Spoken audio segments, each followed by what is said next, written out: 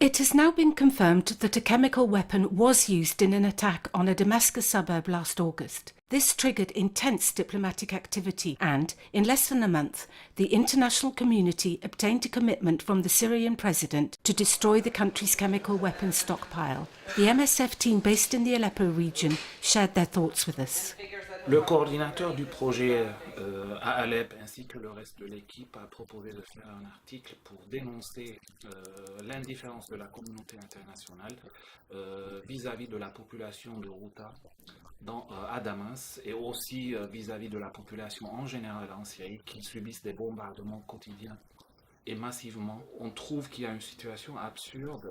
D'un côté, il y a une communauté internationale et notamment la Russie qui est capable d'imposer au gouvernement syrien la destruction de leur arsenal chimique, mais en même temps, cette communauté internationale, et notamment la Russie, est incapable d'imposer au gouvernement syrien l'acheminement de l'aide humanitaire dans le Ghouta à Damas, où il y a des dizaines de milliers de populations qui sont bloquées sans assistance humanitaire.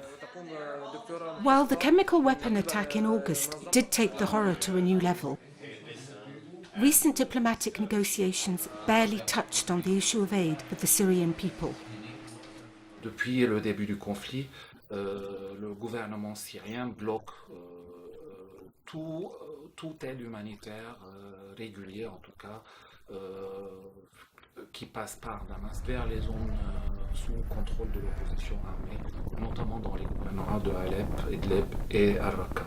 MSF est l'un des acteurs rares qui travaille dans les zones contrôlées par l'opposition et qui tente d'assurer l'accès aux soins généraux et global à cette population qui vit en zone rebelle.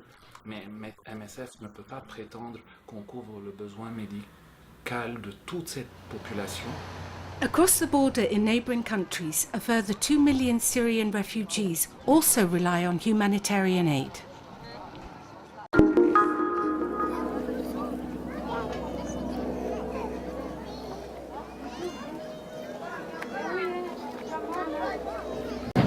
In Nord Kivu, population movements are never ending.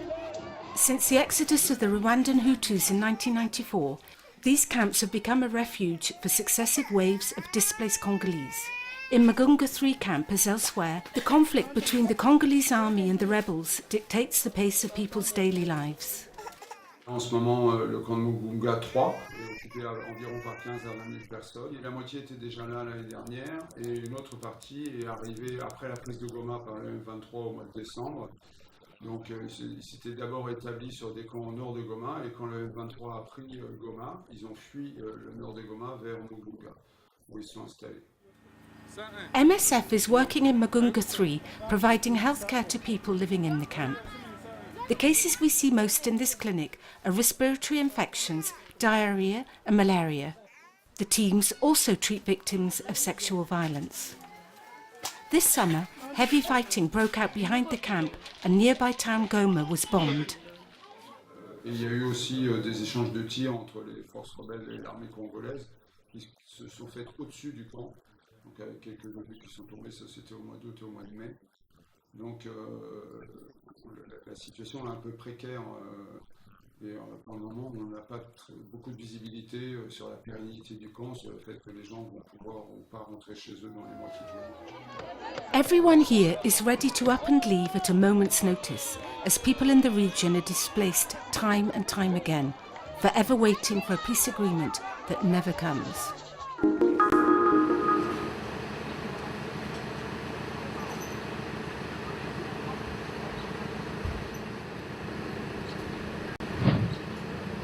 Droya Hospital. A patient arrives in an ambulance. Yet another road accident casualty, one of the main causes for admission here. Unregulated traffic, vehicles and roads in a poor state of repair, all take their daily toll. Initial x-rays show that this woman has fractured her ankle. Some 50 people come to the emergency room every day, and half require surgery. Apart from road accidents, patients have usually fallen victim to gun and knife crime. Here in the operating theatre is a young woman, also injured in a road accident. several surgeons worked together to try and save her leg. We've just performed a procedure using a fairly multidisciplinary approach. The team included the orthopaedist, because it's an infected compound fracture, the plastic surgeon, and myself, the vascular surgeon. It was a complicated procedure. The three of us worked together in good conditions. Without this intervention, this young woman would have had to have her leg amputated. During their stay in Drouillard, which can last several weeks, patients receive psychological support and physiotherapy to give them the best quality of life possible when they leave.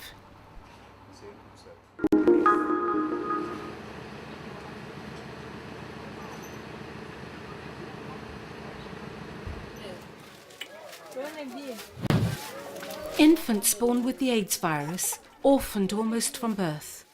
The epidemic has torn apart many families in Swaziland. To halt this vicious circle, MSF has launched a prevention of mother-to-child transmission programme, a treatment pathway designed for pregnant and breastfeeding women and newborns. Starting a lifelong antiretroviral treatment means that I'll have a healthy life, and my kids too. I always encourage people to take action. Taking antiretroviral treatment is not the end of your life. You can still have a happy life. Persuading pregnant women to get tested and start treatment, if and when necessary, is no easy task. This is the first time they are coming to the facility, they are pregnant, and you tell them there's treatment for the rest of your life.